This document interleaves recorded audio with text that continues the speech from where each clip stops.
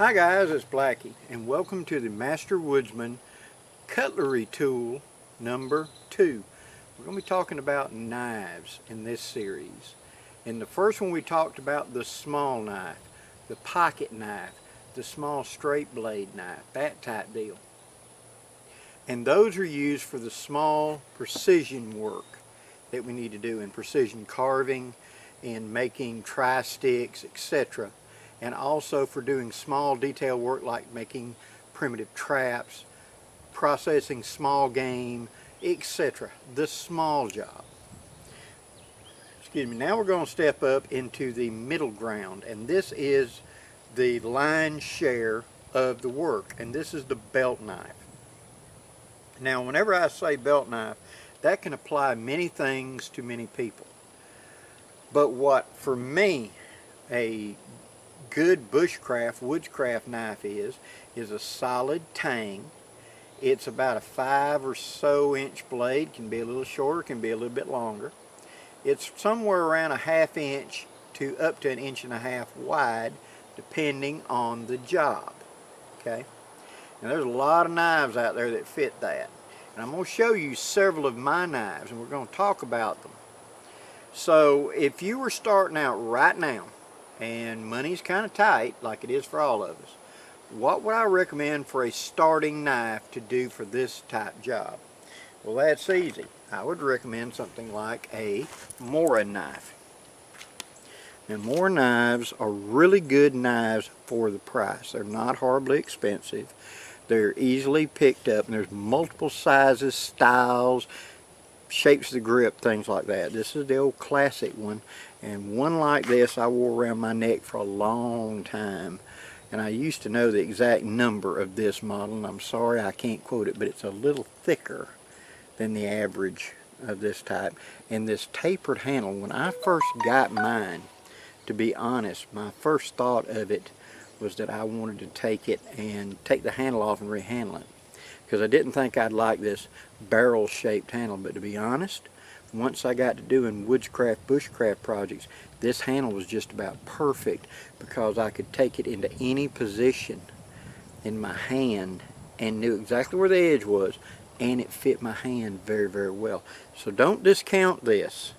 This is something that once you start using it, you'll see why it's held up so well so long, as opposed to the classic handle like a hammer handle like we're used to, where it's got the finger guard and everything on it.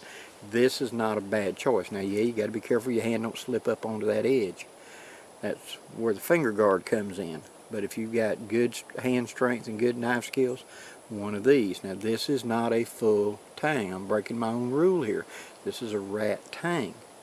But for using this as a Woodcraft, Bushcraft tool, and realizing that it's not something you pound on or things like that, this is a very good starting knife right here. Okay, the belt knife. What are the jobs the belt knife is going to be doing? It's going to handle all the jobs that are a little bigger, more robust than the pocket knife job.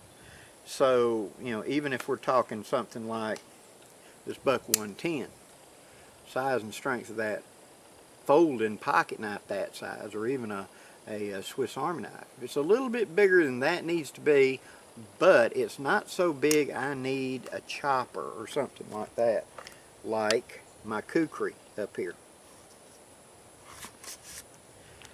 It goes between those two. Okay, the small knife is the precision, the belt knife is the general purpose knife. It needs to be quick and handy, something I can pull out easily to do my job. It shouldn't be heavy or bulky, because I want it to do the bulk of the work and not tire my hand out, because it is big and bulky and heavy, and we'll get to big bulky knives here in just a little bit. But for right now we want to stick to something kind of light, kind of handy. Now, another knife that's available that I tell people if they want to do a one step up from the Mora and they don't have a lot of money, where they want to look at for a starting knife one step up from a Mora, I recommend something like one of the Condor bush lowers like this. And this is a full tang knife. It holds an edge well, it sharpens easy, and it's got some features. Now let's talk about that for a second. The point is right at the center of the blade. That's for this, because you're going to be making holes in wood. We're going to be taking raw round wood, green wood, and carving things we need around camp. So there's going to be time I need to poke a hole in a piece of wood, run a piece of string through it or something for some idea, okay? And so having that point directly in line, like making the divot for a bow drill set or something like that, makes it easier to work with as opposed to an offset point. It is a full tang with decent handles on it. They're not horribly expensive, and they hold up well. Is there better steel out there? Absolutely, but you're going to pay for it. And so we're starting on the low end right now, the common man end. I carried this, used this, and this was my knife that I was using before I got my William Collins custom knives, which we'll get to in a minute. And so this was my Woodscraft knife. And I've seen people like Joe Flowers and others, they're still running condors and pterosaurs and stuff like that. It's out there, guys, and so it doesn't have to be horribly expensive. Stay within your means, especially in the early stages of this, because don't go and invest in something super expensive in the beginning when you're learning, because odds are you're going to have a uh-oh in there, and you're going to do something that's going to damage your knife. And I would much, much, much rather damage a $20 Mora or a $40 or $50 Condor bush lower than I would a $300 or $400 custom knife. See, and so I'm trying to keep you in the money thing. Why a full tang? They're a lot stronger, and because when we're doing work with it, you're putting a lot of stress here on this handle, because you're bearing down and torquing and stuff like that in wood and processing small firewood. And so that solid tang acts like a rudder, so to speak, in a boat. It keeps it all straight, and it doesn't want to twist or bend as easy. Whereas with the Mora, that big handle, but it's just a little bitty old rat tang in it. I've never had one of these come loose, but I don't beat on it, and I wouldn't torque on it. I wouldn't put this into some real gnarly oak and try to pry it out sideways. The handle would probably give before the blade did. Whereas this has got that nice big thick, it's one solid piece of metal, would have a lot more backbone for that type job of splitting something open or twisting something open. They come with a decent leather sheath. I prefer leather. Now a lot of guys like Kydex, and that's something we need to touch on. Kydex absolutely has its place in the field. It doesn't swell, it doesn't get soft or hard over time, etc. But they can be brittle in really cold temperatures, so if you live way up north, that might be something you want to consider. And some of them can get where they actually worry your knife, you know, going in and out of them, because they are so rugged and so rough that clicking the blade in and out can wear some part of the knife. Now we'll come back to this in a little bit, but like this Kydex sheath right here, which is a good Kydex sheath, holds it well, and the knife goes in and out nice and easy and locks and stays in position. But all this is some type of plastic, okay? So plastic is very tough, very durable, lasts a lifetime, etc. But you know, notice on mine I got a leather belt loop on the back of it, because this is much more forgiving on my belt than that plastic is. And I prefer, if you're going to go with Kydex, get it where it's got some sort of connector. It's not big and bulky, and I don't like plastic connectors because they're always unforgiving, it gets dug into the side of you, you know, and you got the pack or the haversack or whatever sitting on top of it, and it just makes it awkward. Where an old piece of leather flexes, you know, it'll get saturated with sweat where you're getting hot, and it'll move around a little bit. And it'll kind of, over time you wearing it, it'll kind of shape to fit you. So Kydex, yes. Kydex attachment, keep an eye out for that. We'll come back to this knife in a minute.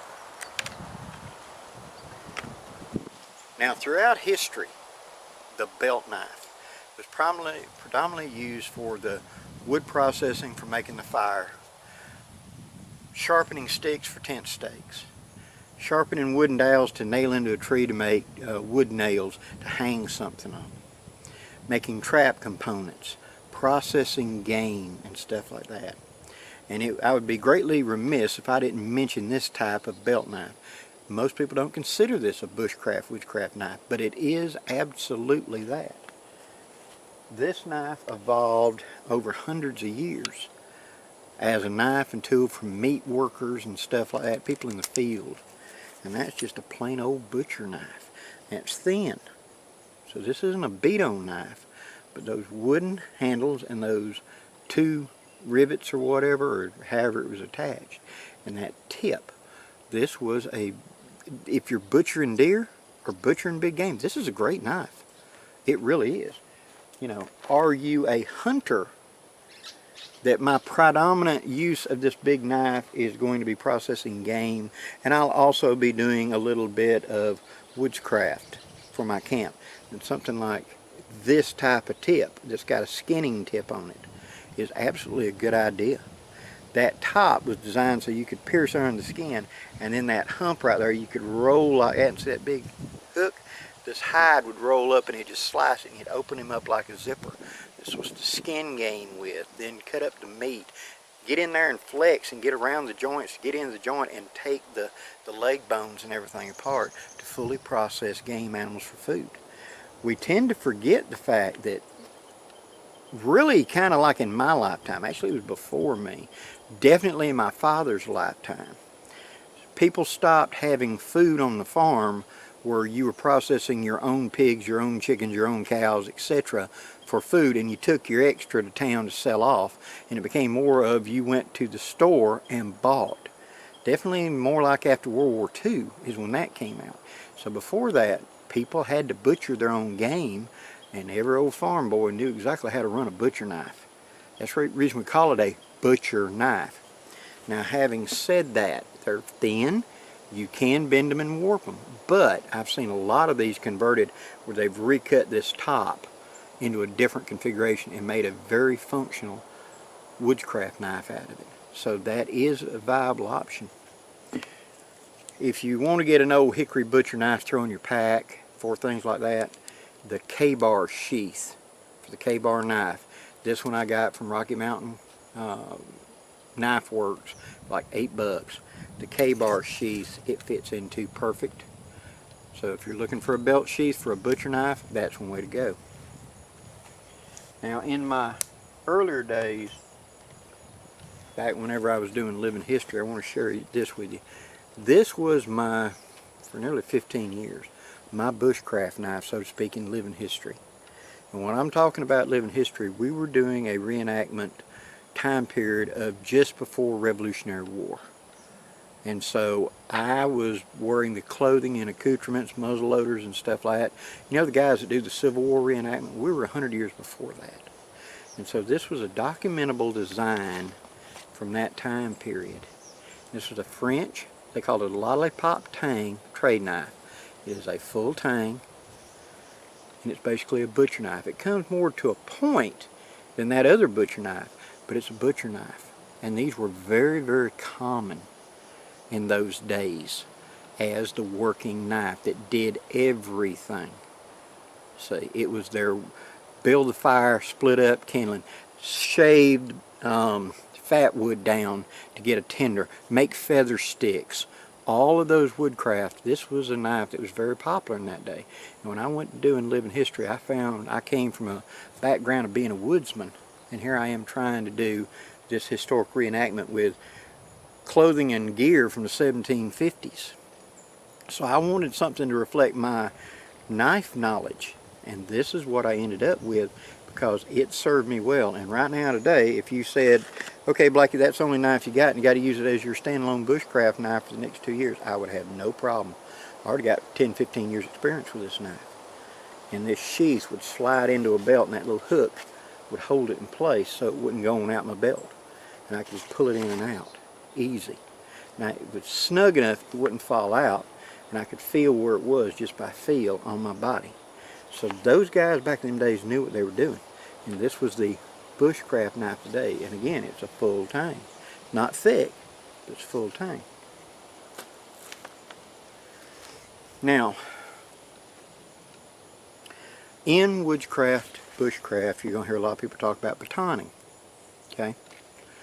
If you're one of those that sees that as a great way to avoid carrying a bigger chopper or things like that, and you live in an area where you have to split down bigger wood to do the job, where you can't just pick up off the forest floor to build your fires, and you can't just take a limb, go up to a tree and snap it or something like that, or put it over your leg and snap it, or lay it on an incline and stomp on it with your foot and snap it.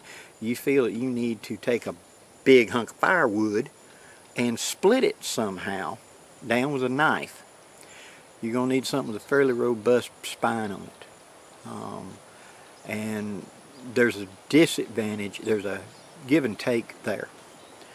And that, let's go ahead and talk about big knives, big strong knives. These are a chopper knife. These are knives that are used for shelter building and stuff like that. It's where I don't want to carry a kukri, an axe, a machete. I want to carry a knife to do the job, okay? Now, one of the knives you're going to hear about a lot, and this is a cheap knockoff, is the tracker style knife. It's a full tang, okay? And this is a cheap import of it. It's got the same design features, but the much higher quality knives like the tops and etc. will be a much better piece of steel. But the design is pretty close, okay? This knife became famous because of Tom Brown, and it was called the Tom Brown Tracker. Actually, I understand somebody else designed it, but Tom adopted it, so to speak. I have played with this design, and what I'm about to say is going to be kind of shocking to a lot of people. This is not a great bushcraft design to me in the eastern woodlands. Tom is from the west, out in the desert areas. So, you know, he also was in the Pine Barrens in New Jersey. So with softer woods, yeah, this may do really well, but what this really shines to me is a game processing tool. This curve in the back is perfect for taking a hide and laying it over a limb and scraping the hide. So that's your hide scraper right there. These teeth right here are for notching and stuff like that. This ulu-like is for chopping up and doing small cuts of meat, stuff like that. And then the straight edge right here is your knife, for actually using it as a knife. It doesn't have a usable point, and etc., but it acts as a good game processor. I've cleaned a lot of fish with this, is what I ended up using it for. And one of my students challenged me and gave me this and said, try it. Well, it was a cheap Chinese knockoff of it, but I re-edged it and checking out the design, okay? It's full tang, okay, but I found it was just a little awkward for my style. You may like it, okay? Do not be afraid to try different designs and see what you like, okay? That's one of the reasons I recommended getting one of these cheap Chinese knockoffs. Realize it's not a great piece of steel, realize it's cheap, okay? The little bitty pins that hold the handle on are like a teeny tiny finish nail. I took my two grips off, roughed them up, put really good 5-ton epoxy on there and squeezed it back together, then put the pins in to make sure it never comes off. That would be something to do. Get one of them and try the design, okay? I'm not talking about quality of steel or nothing else. The design. If this works for you, then invest in the higher quality knife, okay? But you gotta like the design. For me, this did not fit my particular way of doing woodscraft, but it does a great job at cleaning catfish. And for hide processing a deer, once I get the deer butchered, it's great for me for using it as a scraping tool and, you know, opening up the carcass and stuff like that. That works. But this design is out there and a lot of people swear by it, and that means it's a good knife in their case. So don't discount something just because it's not popular, and don't endorse something just because it is. It may not fit you and your environment, okay? So look for the knife.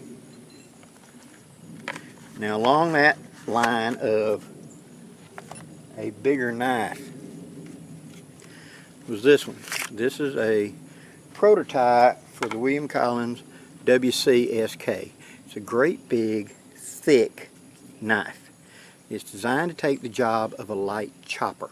Okay, it's got a usable point on it so I can choke up on the blade and do detail work. It's got all of the kukri advantages for drawing, chopping, cooking, etc. This point and this point right here are do different jobs. I ain't going to do an in-depth of it. It's nice, big, solid, thick tang on it. So this is one of those heavy knives. Their job is to act like a light hatchet. Okay? That's where I want to chop, and those that want to baton and things like that to bust up wood with, get a thick, heavy knife. Okay? Get a good small knife for your detail work. And I have friends that they swear by a big heavy knife, not necessarily the WCSK, which is a great knife, and this one rides my bug out bag, guys, so I do not feel unarmed with this. This is a great knife, but at the same time, this is a big heavy chopper. This is where I ain't got my kukri and I've got to bust up stuff. That's what this advantage of this knife is. Okay, so what's the job of the knife? The vast majority of your work is going to be done in the smaller end of the belt knife scale. Like I said, a Mora or something along the size. It could be LT Wright knife or anything else. There's a lot of very good quality knives out there. Something about this where the size of the blade and the size of the handle are very close in size to one another. Okay?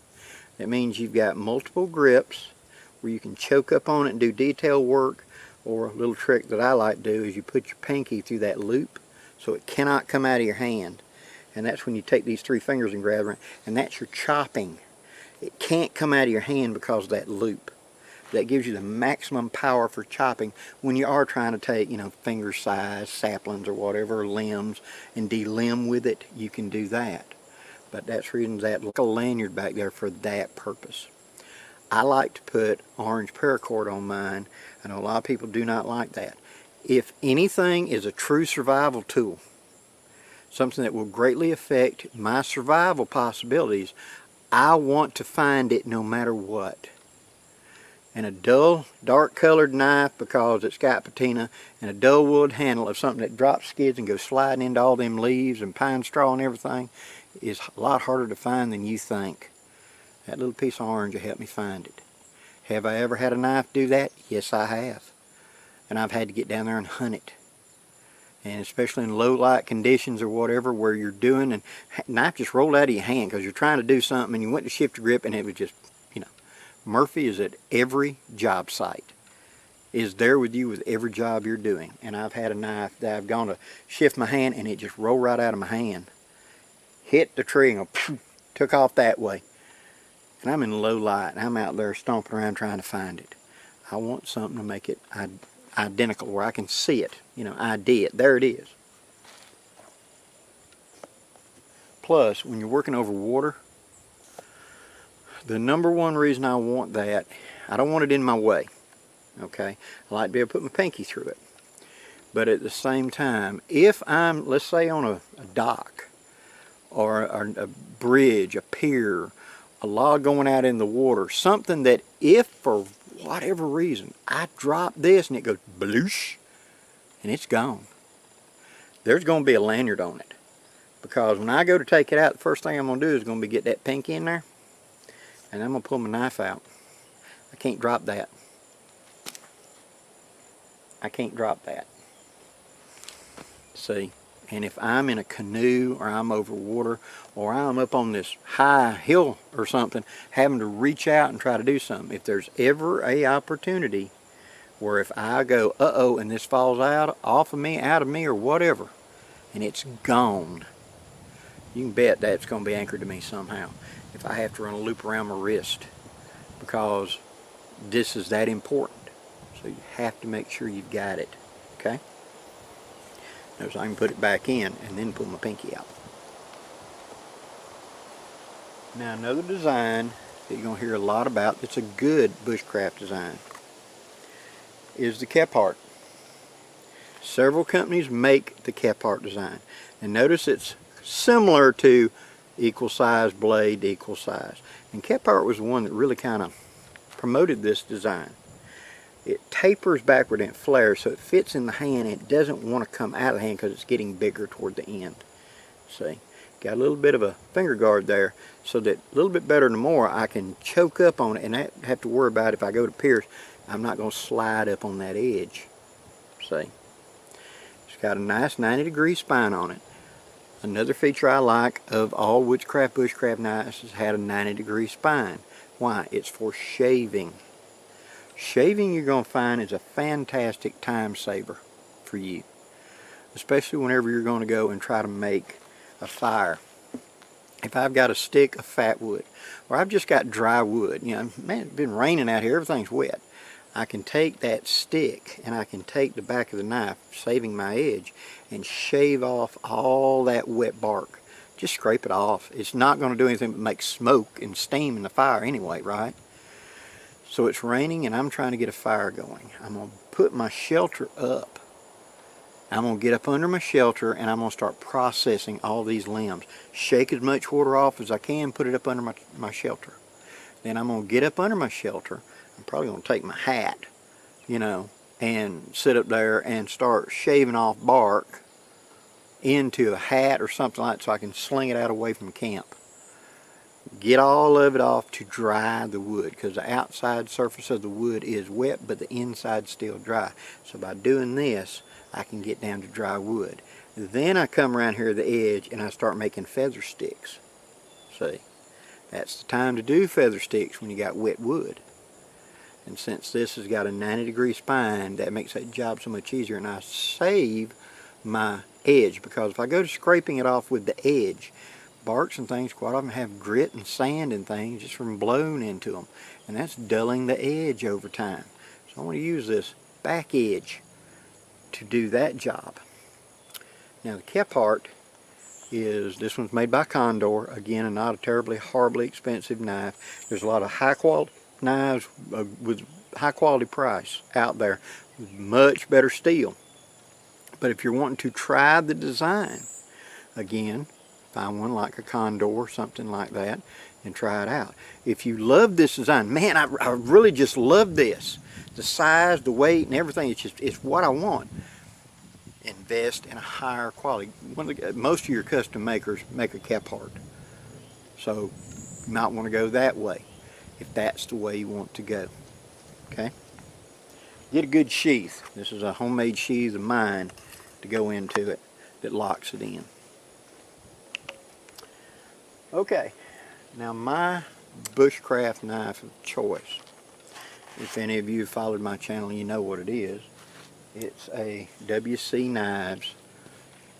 This is the Masterwoodsman series prototype and the Blackbird prototype. Okay, I still carry the Blackbird, but this one is 01 tool steel, and this was the one that started it all.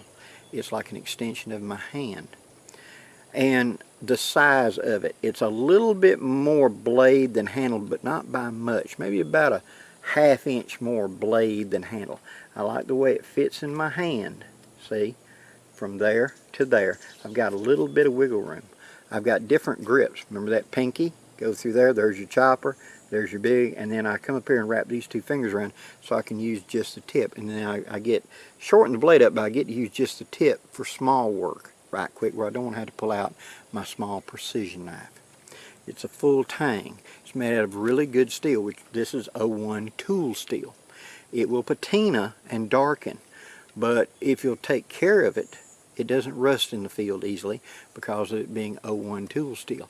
Think about lawnmower blades. They rust, yeah they do, but they'll wear out before they rust out usually because of the fact that they are so durable. Rust on the surface forms a patina, and that slows down the rusting process. So when you get a new knife, it's going to want to rust a little bit in outdoor conditions of any knife, not this one, but any knife. And so you just want to watch it, look at it. You're going to hear people talk about forcing a patina by putting mayonnaise or mustard or something. That works. I put gun bluing on knife many times to go ahead and do that, and that will slow down and give it time to patina. And once it starts patina, just like grandma's old black butcher knife that don't seem to rust, that's because black patina is black oxide, dead rust, and it's kind of sealed off from the environment. Now you got to scratch it off or sand it off to get back down there to stuff that wants to rust. So in day-to-day usage, where you just wipe the blade off every time you're done, they last forever. So this is my personal size bushcraft knife, and this is what I prefer for me in my environment in the semi-tropical jungle of lower Alabama in the eastern woodlands of the United States. This is the size and style I prefer for all of my work. That point is in the center, like we talked about. Better for this. My straight edge knife edge right here, razor sharp for that detail slicing. Then you got the curve right there for those pull cuts, for going around round stock and pulling in. Then you've got the belly up here for those long draw cuts, cutting meat and stuff like that, and for chopping on that light, like we talked about, taking off little limbs and things. Pop, pop, pop, it goes right through it. Good 90-degree spine for all that scraping action. I like, which this isn't true in every knife, but I like this raised pommel, which is a part of the tang coming out. That's a great flint striker right there to get a hold of and go and throw a big shower of sparks without doing the back of my knife. I want to keep that sharp to use as a scraper. So I like to use this down here as my flint striker to push away from me. Okay.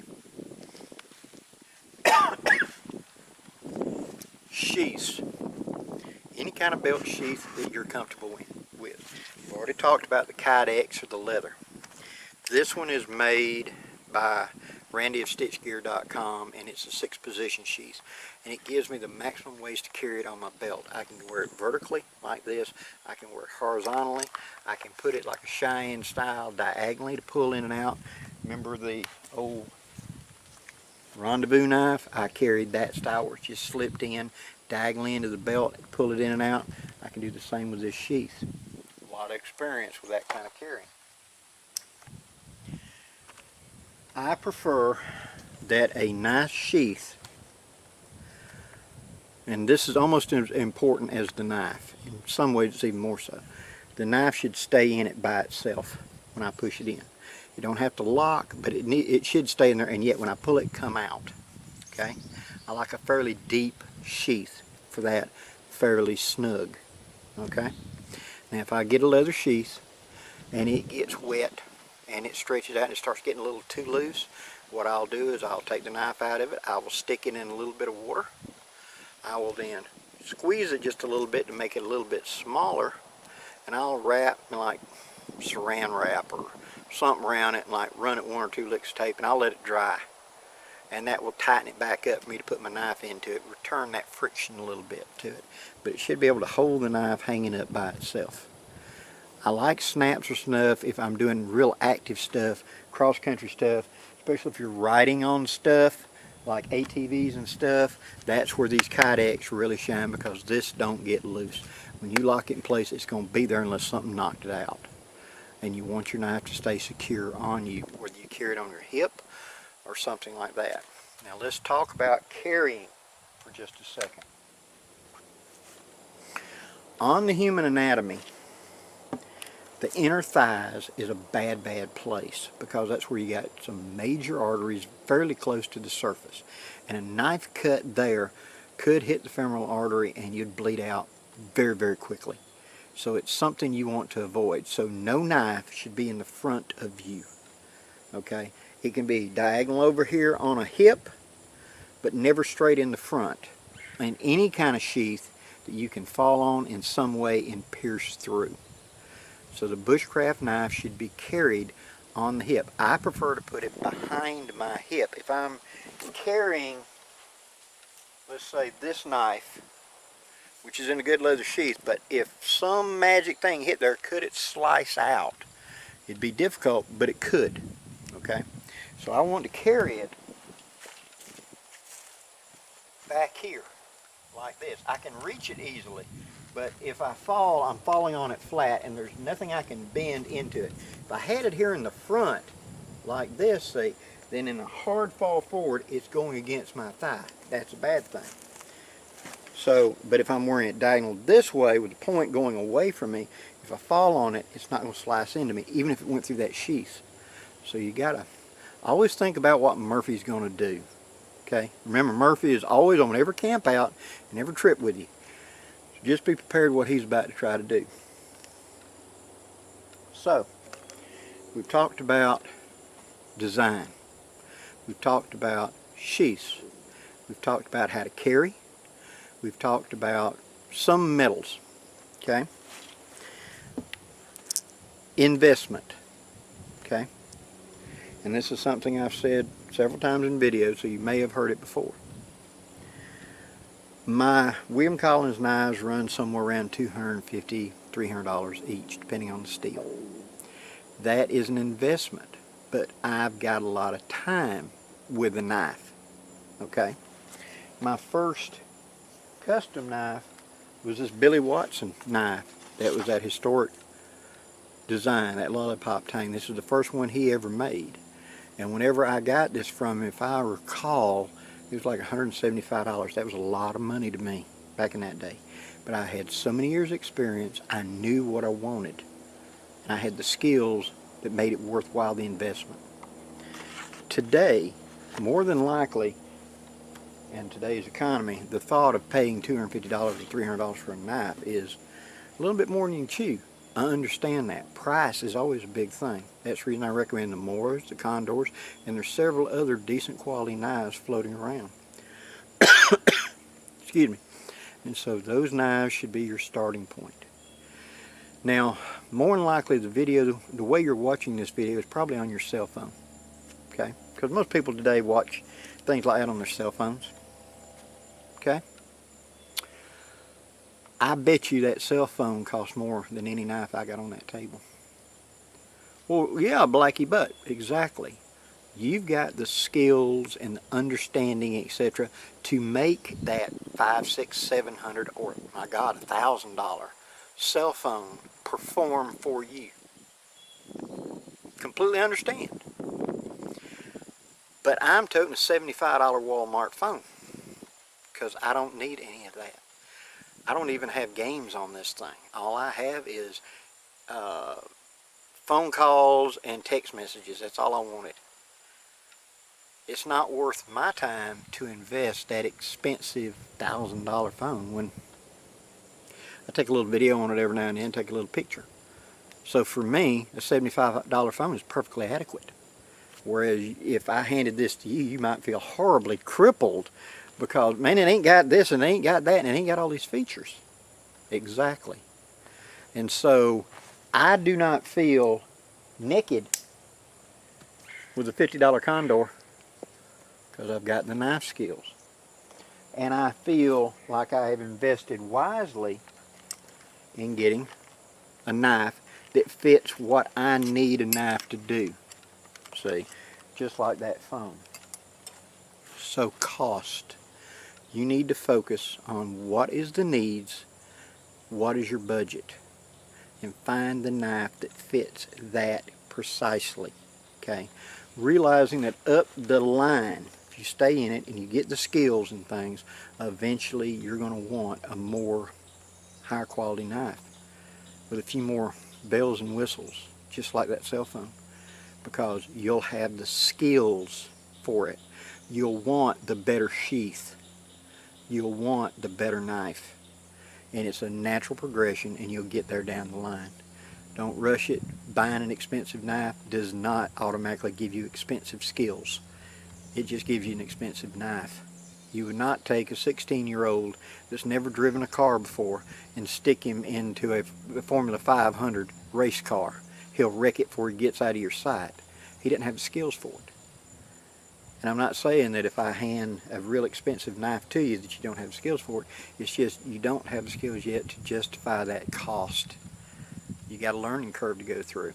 And the Bushcraft knife is going to be doing all that wood prep, that shaving the bark off, that splitting those small splinters down to get the fire going, to making feather sticks, to making the tent peg, because got your tent pegs. So you got to hand make tent pegs out here right quick. That's what the belt knife's for. Cutting the cordage to put up the new ridge line.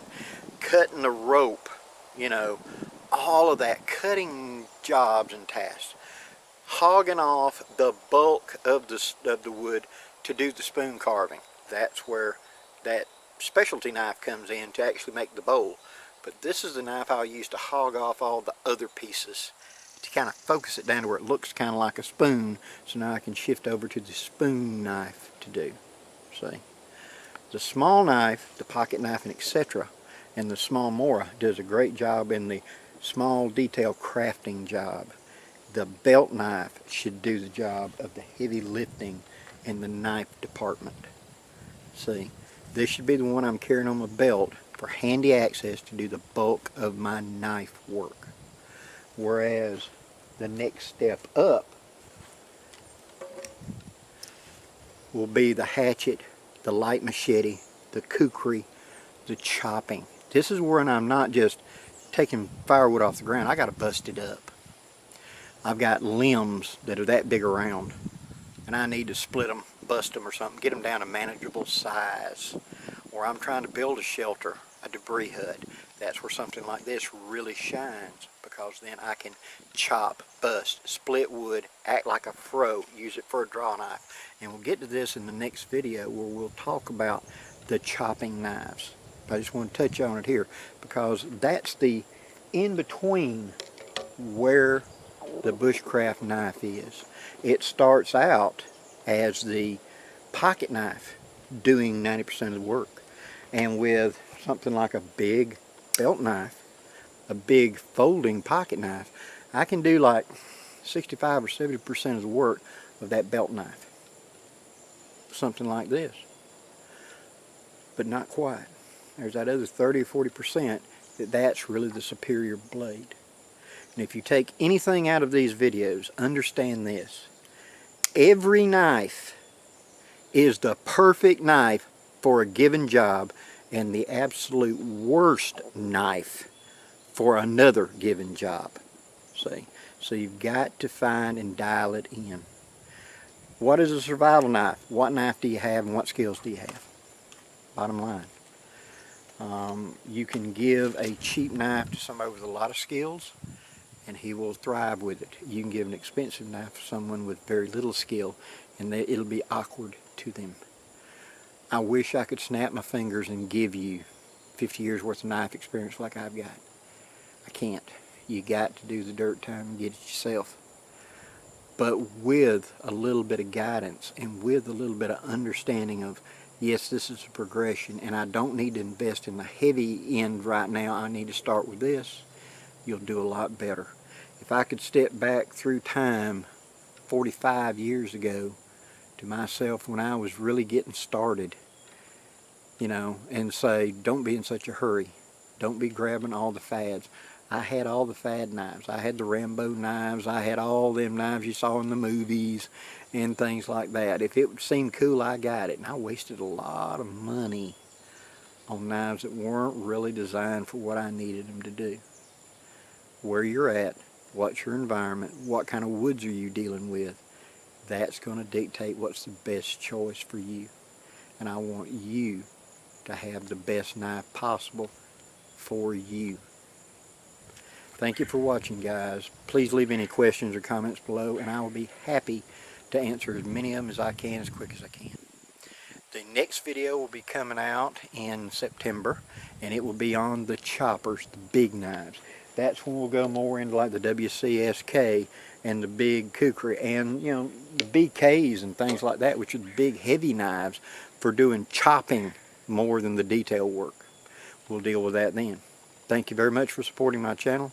Until next time, guys, I'm Blackie wishing you safe journeys. Have a great day, guys.